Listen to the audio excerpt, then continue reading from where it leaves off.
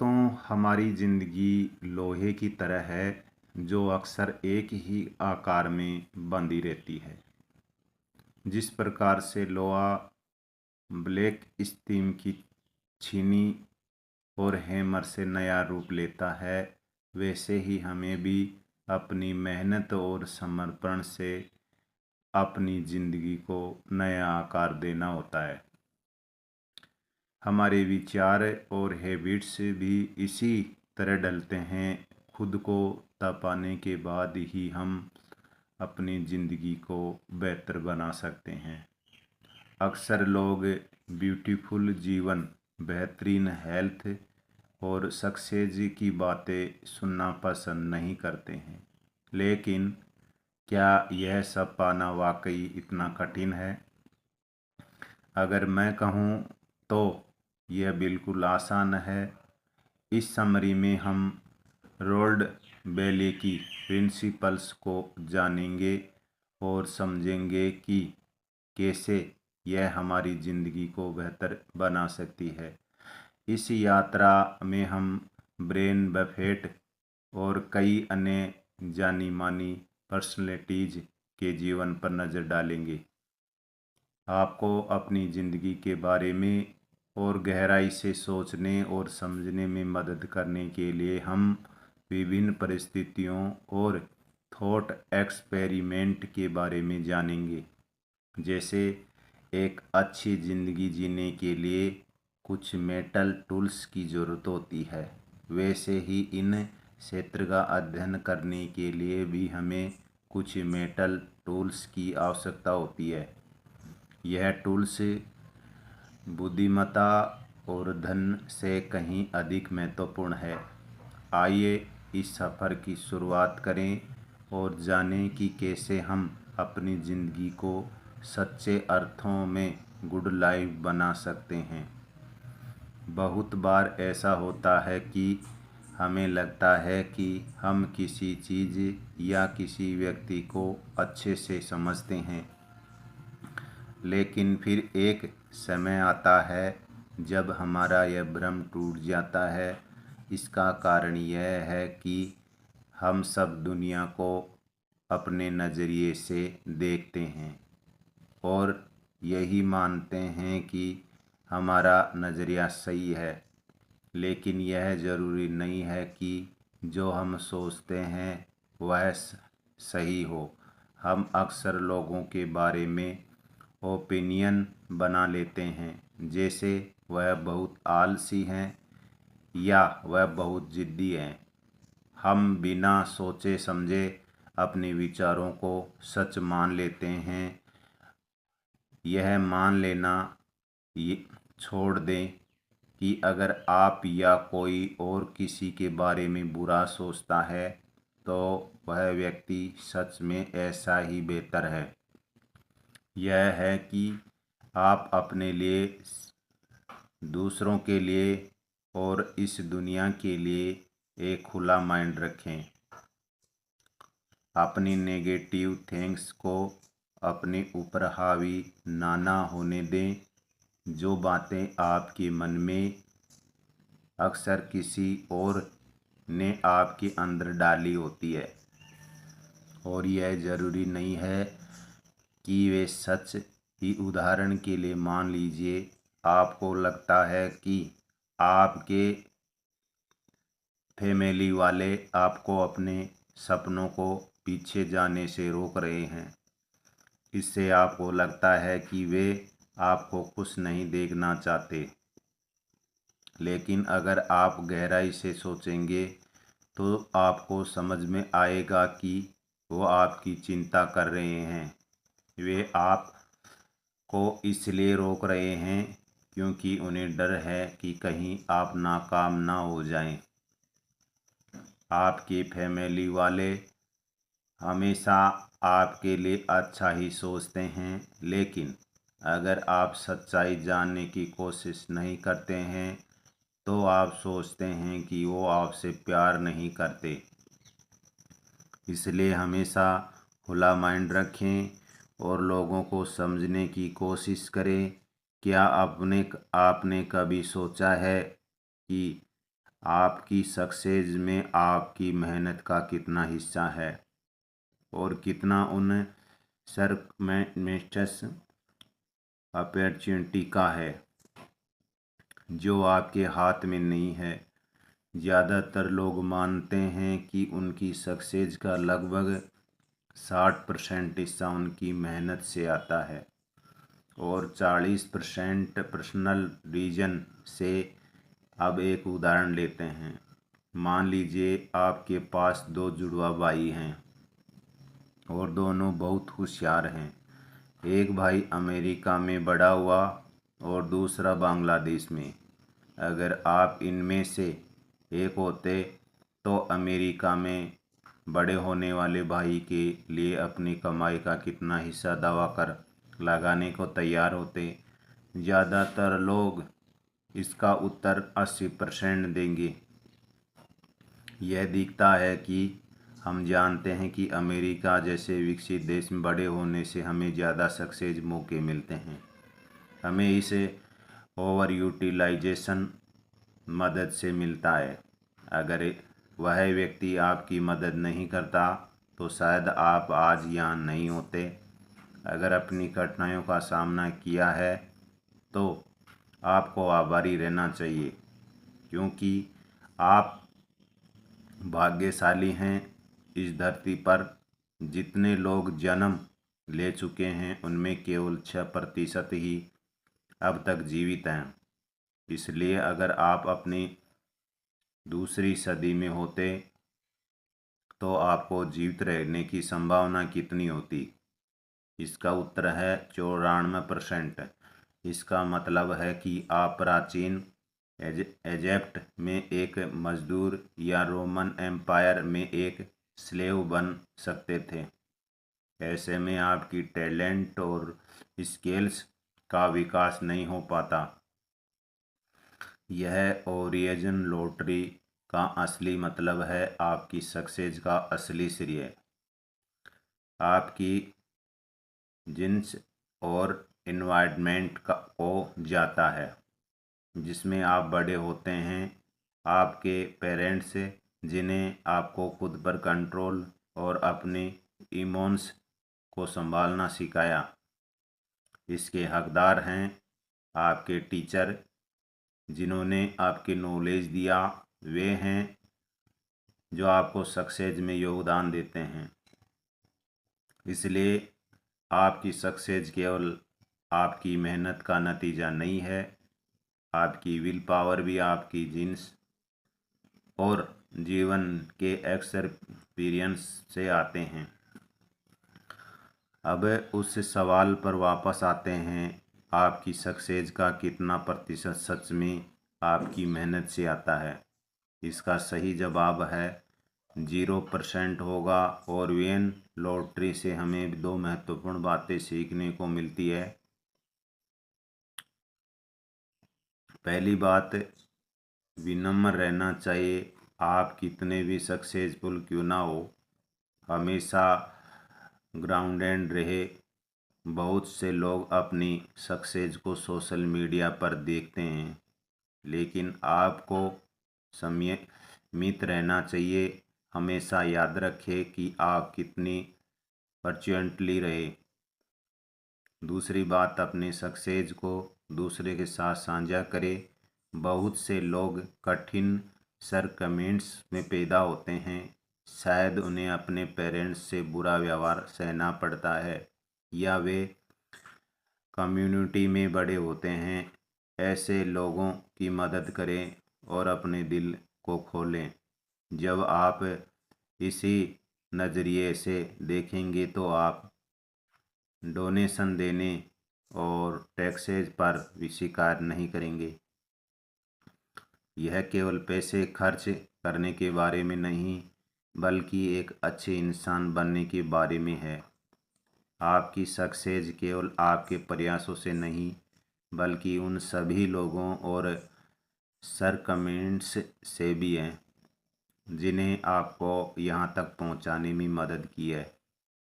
इसलिए अपने जीवन में पॉजिटिविटी फैलाते रहें और दूसरों की मदद करें। इस तरह हम समझ सकते हैं कि असली सक्सेस यह है जो हमें अपने आसपास के लोगों के साथ साझा करने और उनकी मदद करने में प्रेरित करती है।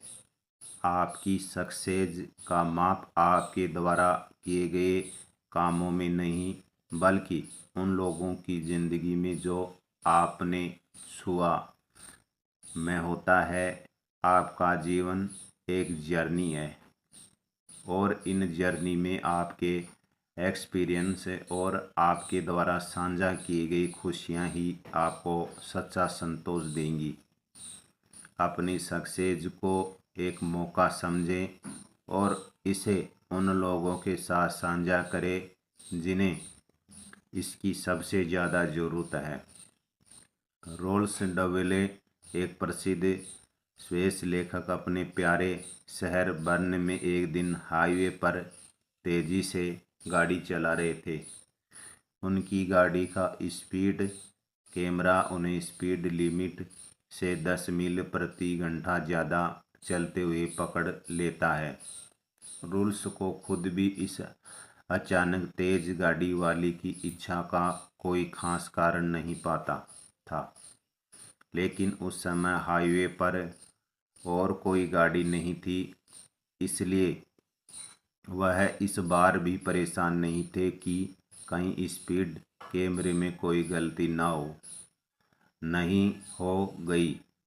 अगले दिन जब रोल्स ज़ुरिच के व्यस्त शहर में थे तो उन्होंने देखा कि एक पुलिस ऑफिसर उनकी गाड़ी के विंडशील्ड पर एक टिकट लगा रहा था। रोल्फ को उस भीड़भाड़ वाले शहर में कानूनी पार्किंग की जगह नहीं मिली थी, इसलिए उन्होंने अपनी गाड़ी वहीं खड़ी कर दी थी। रोल्फ ने पुलिस अधिकारी के पास जाकर अपनी बात समझने का सोचा, लेकिन अंत में ऐसा नहीं हुआ।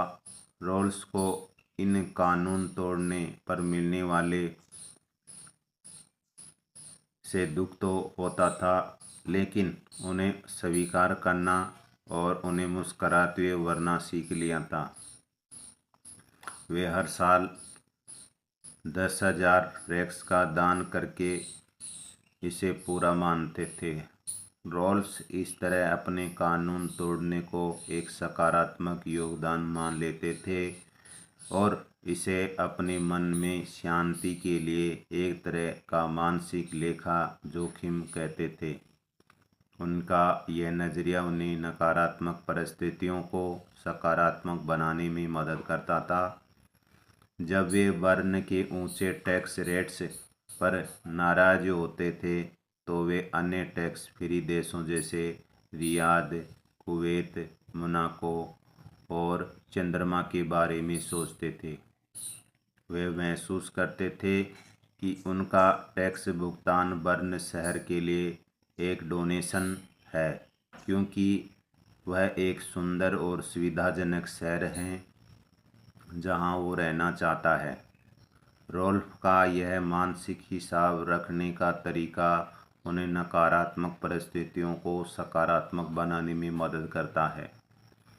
वे अपने मन को संतुलन रखते हैं और इस तरह अपने जीवन का आनंद लेते हैं। वे जानते हैं कि हर नुकसान में कुछ अच्छा छिपा होता है, बस उसे देखने और महसूस करने की क्षमता होनी चाहिए। इसी तरह जब खाने व अन्य सामान की प्राइसेज बढ़ती है तो ज़्यादातर लोग शिकायत करते हैं और मीडिया में महंगाई या डिमांड सप्लाई के नियमों पर चर्चा करते हैं। लेकिन रूल्फ इस स्थिति में पैसे बचाने के बजाय अपनी मानसिक स्वास्थ्य और खुशी को चुनते हैं। वे महसूस करते हैं कि थोड़ा अतिरिक्त खर्च करके अपने परिवार के लिए अच्छा खाना बनाना काफ़ी फायदेमंद है। रूल्फ जब भी स्टोर, एटीएम या ट्रांसपोर्ट में इंतज़ार करते तो वे शांत और आराम से रहते हैं। वे जानते हैं कि इन छोटी छोटी परेशानियों से उनका जीवन नहीं बदलेगा, बल्कि इससे उन्हें अपने मन के बनाए रखने में मदद मिलेगी। वे समझते हैं कि इस तरह की छोटी छोटी दिक्कतें उनके उन सालों की तुलना में कुछ भी नहीं, जो उन्हें छोटी छोटी चीज़ों के कारण होने वाले स्टेप्स से गंवा दिए होंगे। इस तरह रोल्स का मानसिक लेखा जोखिम रहने का तरीका उन्हें नकारात्मक अनुभवों को सकारात्मक बनने और अपने जीवन का आनंद लेने में मदद करता है। वे जानते हैं कि हर लॉस में कुछ अच्छा छिपा होता है और वे उसे देखने और महसूस करने की क्षमता रखते हैं। यह नज़रिया उन्हें अपनी मेंटल हेल्थ और खुशी बनाए रखने में मदद करता है। आप एक बिजी सिटी में हैं जहां जीवन की तेजी में आप खुद खोते हैं हुए महसूस कर रहे हैं। शहर की भीड़, शोर और भाग दौड़ के बीच आप अपनी ज़रूरतों को पूरा करने के लिए संघर्ष कर रहे हैं। आपके आसपास के लोग अपने अपने गोल्स की ओर बढ़ रहे हैं और आप सोचते हैं कि क्या आप भी इसी दौड़ का हिस्सा हैं। आपने काफ़ी समय से पानी नहीं पिया और अब आपकी थ्रस्ट बढ़ती जा रही है। पानी की तलाश में आप सोचते हैं कि क्या 1 लीटर पानी के लिए आप अपनी सारी सेविंग्स, क्रेडिट कार्ड और पेंशन फंड तक दे देंगे। जब आपकी थर्ड्स बुझाने का समय आता तो पहले लीटर पानी के लिए आप कितनी कीमत चुकाने को तैयार होंगे। आप जानते हैं कि यह आपके जीवन के लिए कितना ज़रूरी है। एक बार जब आप अपने थ्रस्ट बुझा लेते हैं तो दूसरे लीटर पानी के लिए आप क्या देने को तैयार होंगे।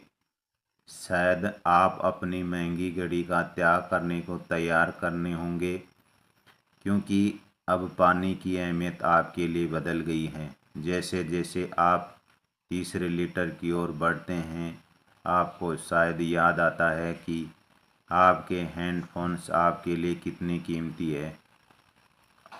क्या आप उन्हें भी देने को तैयार होंगे और चौथे लीटर के लिए आप अपने शौक़ तक का बलिदान कर सकते हैं।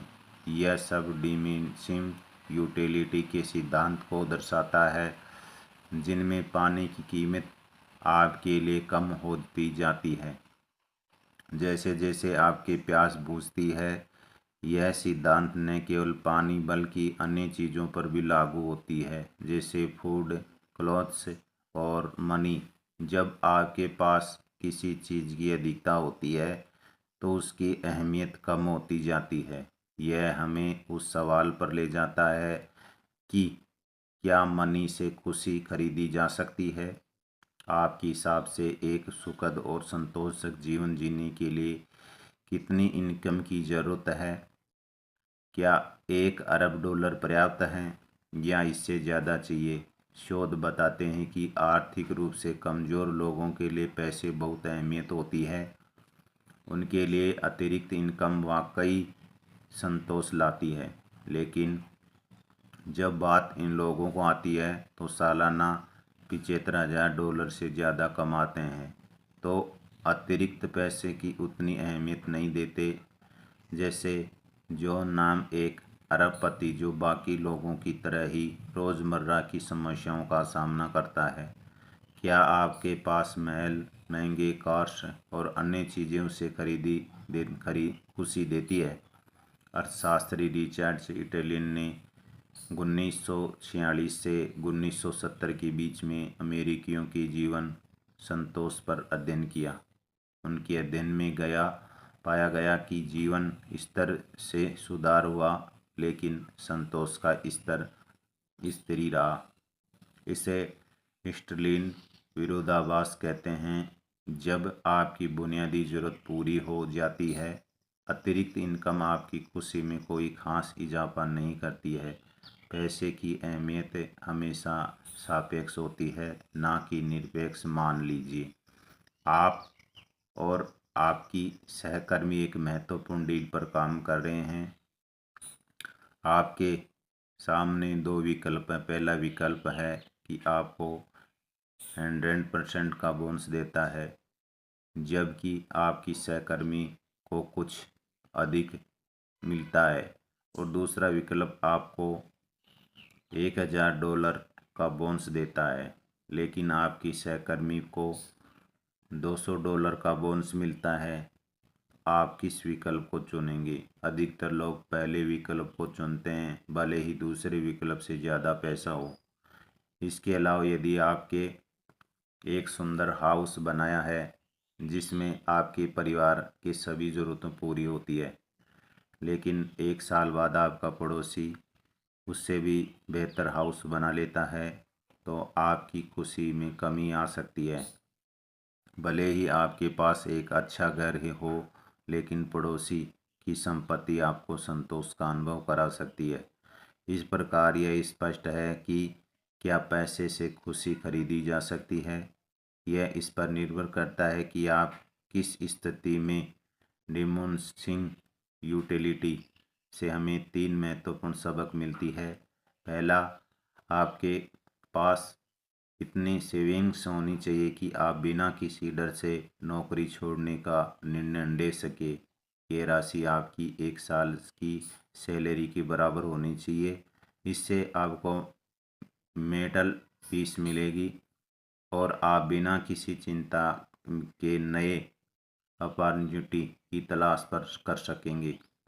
दूसरा, अमीर लोगों से अपनी तुलना करने से बचें। ऐसा करने से आप दुखी, स्ट्रेस होंगे। इसके बजाय खुद को इन लोगों से तुलना करें जो आपसे कम फॉर्च्यूनेट्स, साधारण जीवन जीना और अपनी खुशियों को दूसरों के साथ बांटना ज़्यादा मीनिंगफुल और संतोषजनक होगा। इसलिए इस विषय पर आपको विचार महत्वपूर्ण है। क्या वास्तव में पैसे से खुशी खरीदी जा सकती है?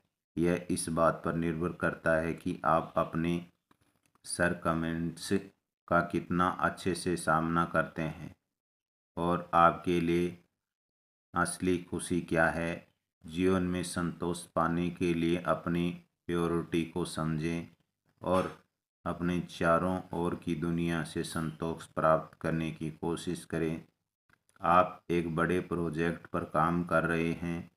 आपको लग सकता है कि सब कुछ सही चल रहा है, लेकिन सच्चाई यह है कि प्रोजेक्ट की प्रकृति कभी भी एकदम सही नहीं होती है। जब आप अपने काम की योजना बनाते हैं तो कई बार आपको दिशा बदलनी पड़ती है। जैसे अगर आप एक रेसिपी बना रहे हैं तो हो सकता है कि आपको कुछ इंग्रेडिएंट्स की कमी हो या आपकी योजना के अनुसार कुछ चीज़ें सही ना हो। ऐसी स्थिति में आपको रेसिपी को थोड़ा बदलना होगा।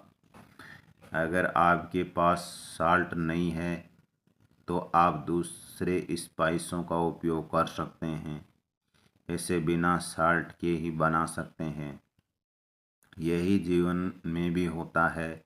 हम कई चीज़ों को सही तरीके से सेट करने की कोशिश करते हैं। हम अच्छे पढ़ाई, करियर, रिश्ते और परिवार की ओर बढ़ते हैं। हम हर चीज़ की अच्छी तैयारी करते हैं, इसलिए हम अपने लक्ष्य को हासिल करने की उम्मीद करते हैं। लेकिन असली ज़िंदगी में चीज़ें हमेशा इस तरह से नहीं होती। इस विचार को एक्सपेंडिंग मोड देने लॉस कहते हैं। इसका मतलब है कि चाहे आप कितनी भी कोशिश करें, आपकी ज़िंदगी परफेक्ट हमेशा कुछ ना कुछ रुकावटें और गलतियां आएंगी।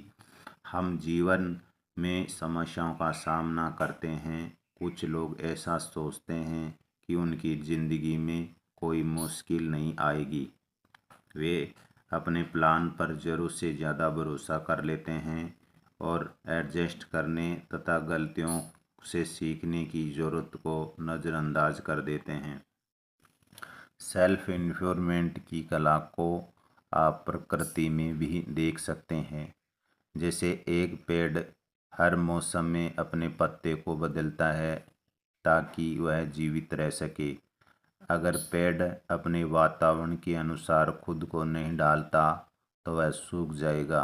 इसी तरह मानव शरीर में भी सेल्स लगातार बढ़ते हैं और अपनी गलतियों को सुधारने का प्रयास करते हैं। अपने प्लान से ज़्यादा उम्मीद करने का एक उदाहरण शादी है। क्या आप किसी ऐसे कपल्स को जानते हैं जिनकी शादी बिना किसी समस्या से हुई हो, लेकिन अब उनके रिश्ते में कठिनाइयाँ आ गई है? यह जीवन का हिस्सा है। जिसने भी कभी प्यार किया है वह जानता है कि एक मजबूत और खुशहाल रिश्ते के लिए उसे लगातार सुधारने और सहयोग करने की ज़रूरत होती है।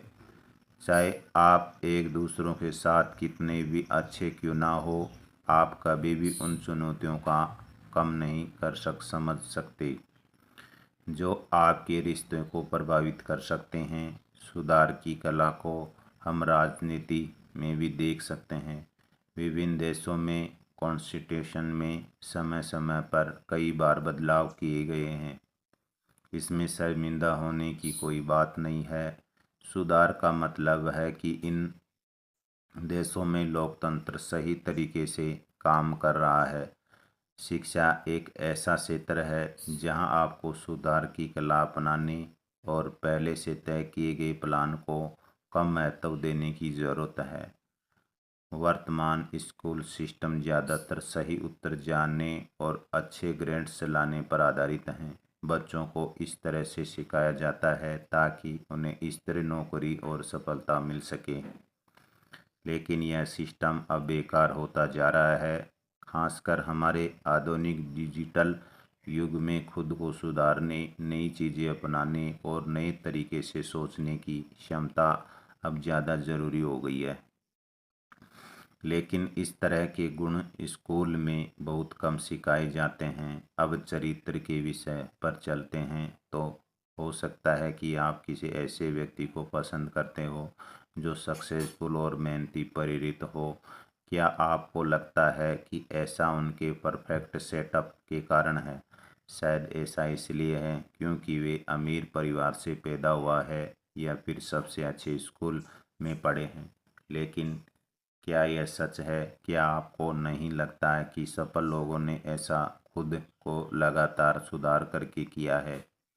यहाँ बात यह है कि कोई भी परफेक्ट योजना, नौकरी, stock portfolio, business strategy, training या सेटअप नहीं होता। आप केवल खुद को लगातार सही करके बेहतर बन सकते हैं। आप जिन चुनौतियों का सामना करते हैं उनके अनुसार ज़रूरी बदलाव करें। उन चीज़ों को सुधारें जो अब तक नहीं करती, बदलाव को अपनाएं। इसी तरह से आप इस तरह तेज़ी से चलती दुनिया से आगे बढ़ पाएंगे।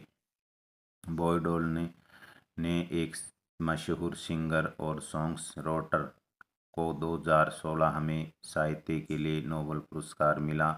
उन्हें 3 महीने तक इस सम्मान पर कोई ध्यान नहीं दिया, ना कुछ कहा और ना ही कोई इंटरव्यू दिया। मीडिया ने उन्हें घमंडी कहा। जब उन्होंने आखिरकार कहा, इस पुरस्कार के लिए शुक्रिया अदा करता हूँ, उनकी बात से साफ हो गया कि उन्हें इस पुरस्कार से ज़्यादा परवाह नहीं थी। एक और उदाहरण ग्योरी पेरीमैन का है, जो एक बहुत अच्छे मैथमेटिशियन के जानकार माने जाते हैं।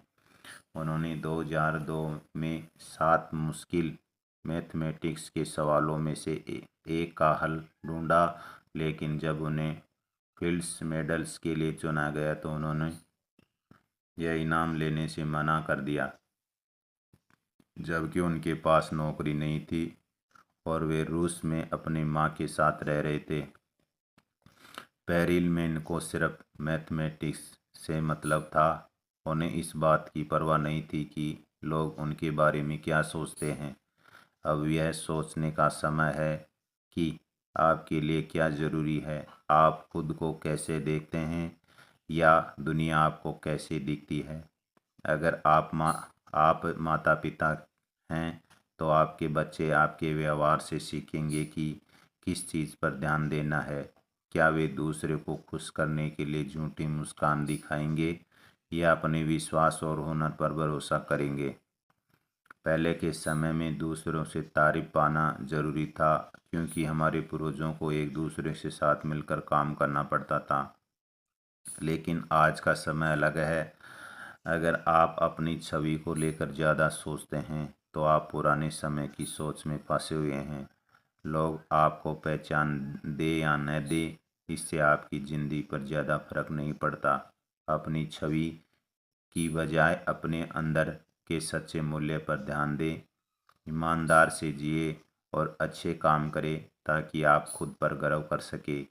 उन लोगों के साथ समय बिताइए जिन्हें आप प्यार करते हैं और वह काम करें जो आपको खुशी देते हैं।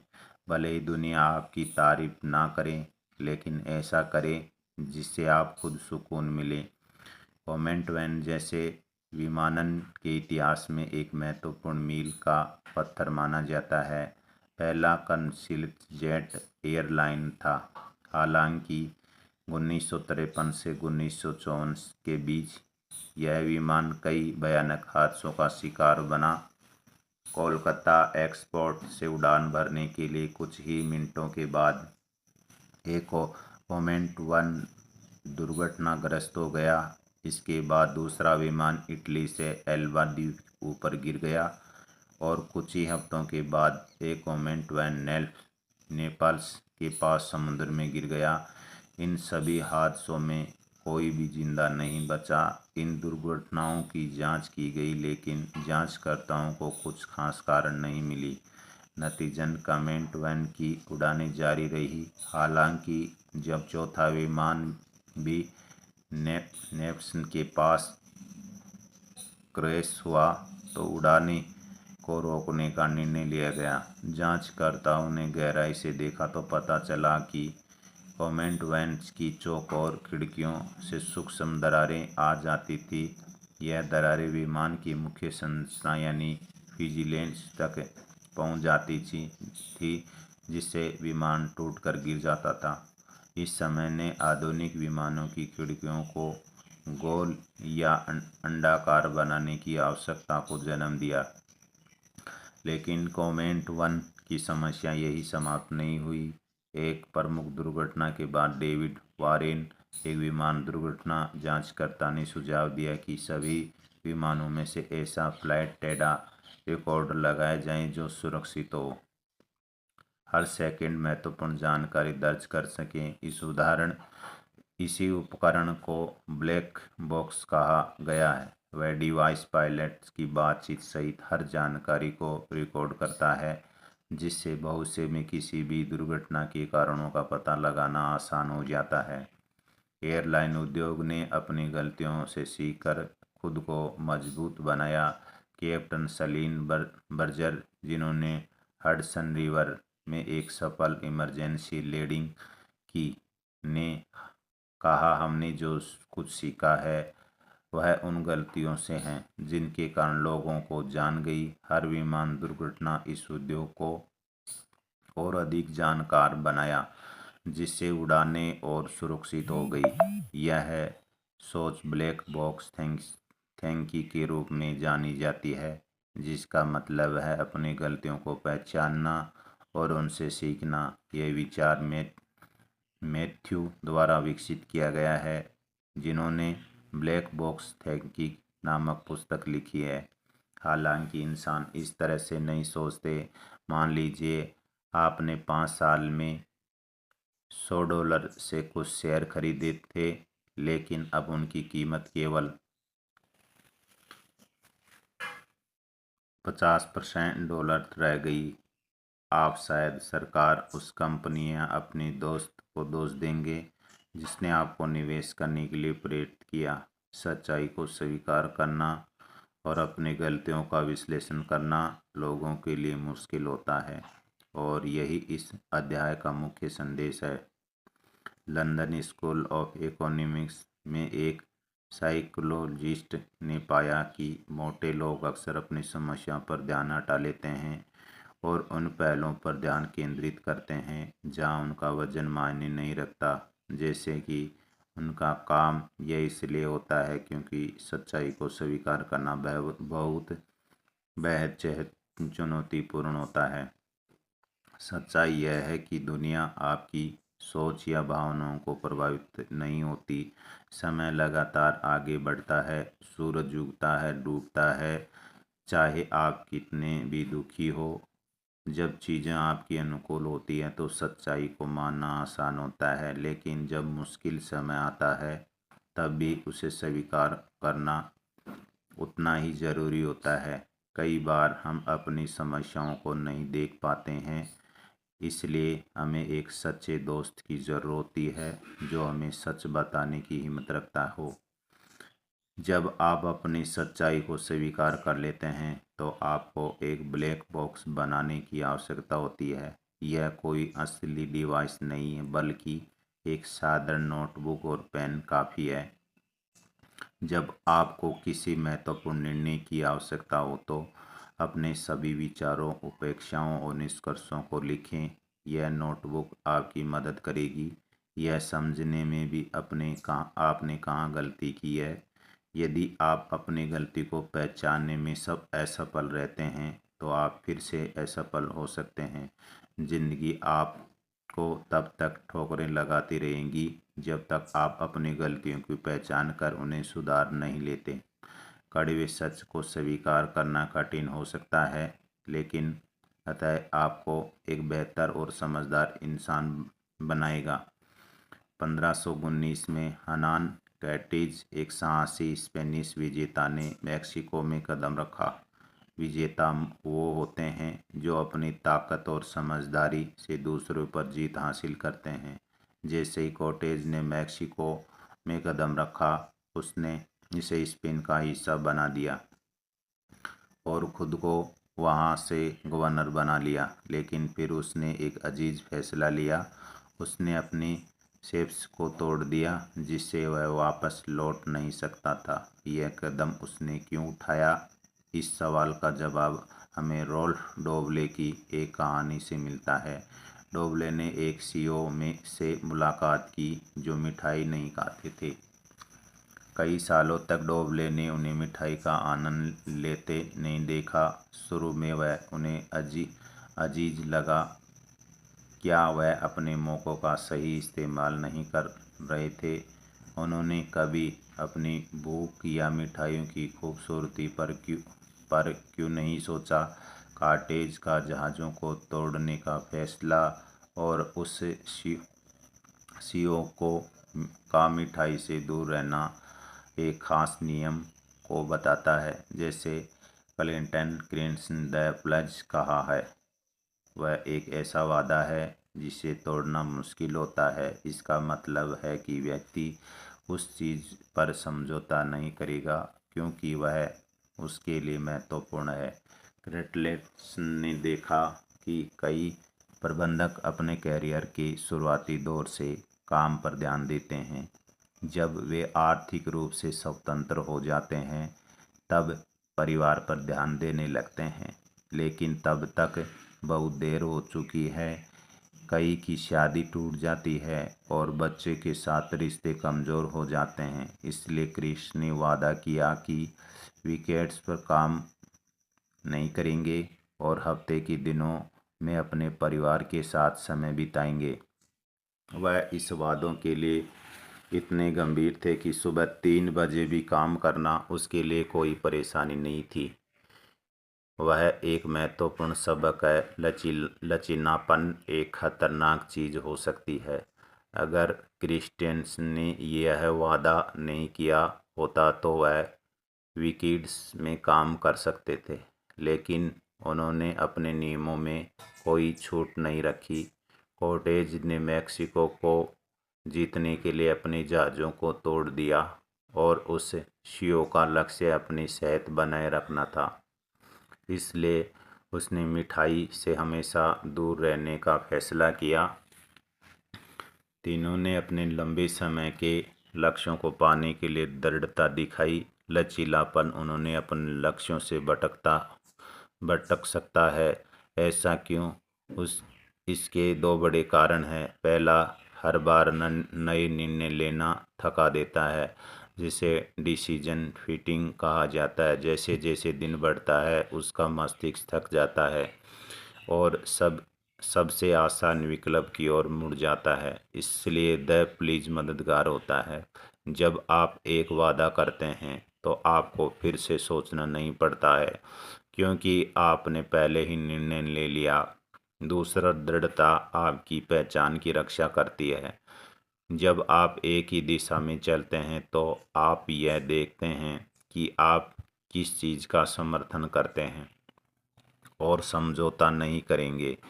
प्लीज लेने से आप आत्म नियंत्रण और अनुशासन का अभ्यास कर रहे होते हैं। इससे आप मजबूत देखते हैं, क्योंकि लोग जानते हैं कि आप अपने निर्णय से नहीं हिल सकते। एक और उदाहरण है बड़े निवेशक वॉरेन बफेट का। यदि आप अपनी कंपनी उन्हें बेचना चाहते हैं तो आपके पास केवल एक मौका है। बफेट मोल भाव करना पसंद नहीं करते। यदि पहली बैठक में उन्हें आपका प्रस्ताव पसंद नहीं आया तो वे अपनी कंपनी नहीं खरीदेंगे। इसलिए आपको पहले से तैयारी करनी होगी और अपना सबसे अच्छा मूल्य पेश करना होगा, क्योंकि यदि यह उसे नकारते हैं तो फिर कोई दूसरा मौका नहीं होगा। तो आप देख सकते हैं कि लचीलापन आपको थका सकता है और आप आपके लक्ष्यों को ध्यान से हटा सकता है। अपने जीवन से सबसे महत्वपूर्ण चीज़ पर ध्यान दें और एक वादा करें। इससे आपको सफल होने की संभावनाएं बढ़ जाएंगी। आपको यह बुक समरी कैसी लगी हमें कमेंट बॉक्स में ज़रूर बताइएगा। दोस्तों, हमारे साथ जुड़े और हर दिन बेहतर बने। धन्यवाद।